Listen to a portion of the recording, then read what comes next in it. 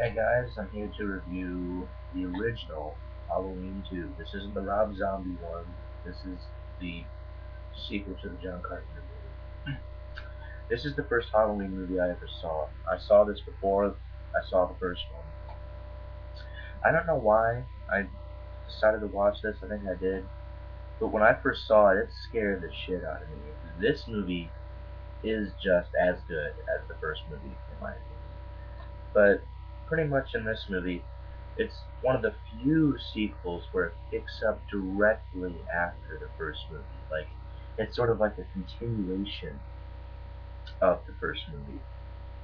And at the end of the first movie, they shot Michael Myers and he gets up and walks away pretty much from it and they don't know where he's at.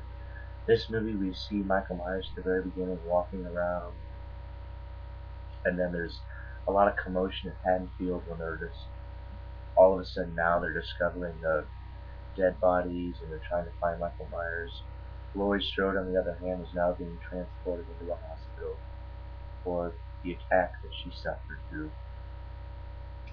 And Michael Myers tracks her down into this hospital, and then the big bulk of the movie takes place in the hospital.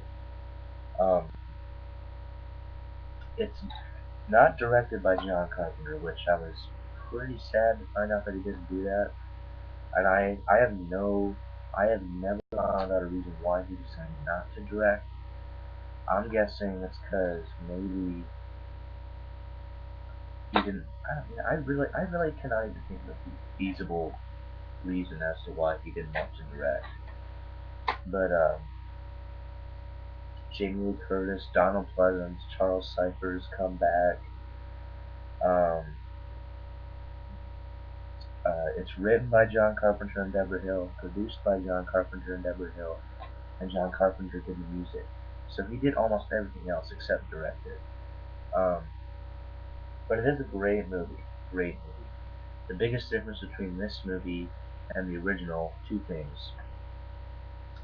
One of them is that the guy that played Michael Myers in the first movie, his name I think is like, oh god, what's his name? I can't even think of it. But he's not Michael Myers in this movie. Michael Myers is played by a stunt double, and Michael Myers in this movie, he walks kind of slow. Like he just seems really slow in this movie. But I still think it's scary.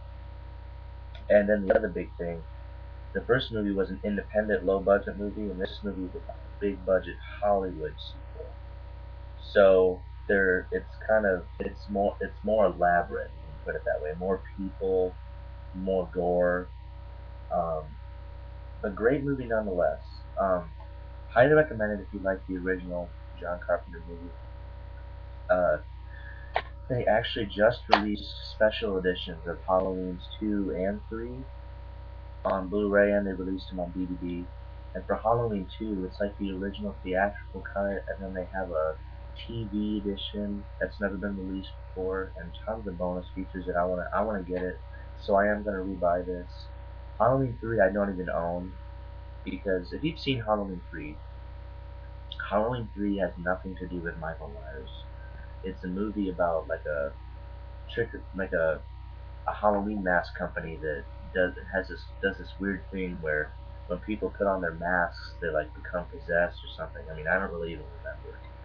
But Michael Myers technically dies at the end of this movie, and that's why in Halloween 3 there was no Michael Myers, because John Carpenter's idea was to make a Halloween themed movie every year. But when people, got so pissed off that Michael Myers didn't return in 3, he came back in Halloween 4. But great sequel. I mean, one of the few sequels that I think can live up to the original. Even though it wasn't a major success when it first came out, I still think it's really good. But check out Halloween 2. It's a great sequel, great movie, and I'll see you guys later.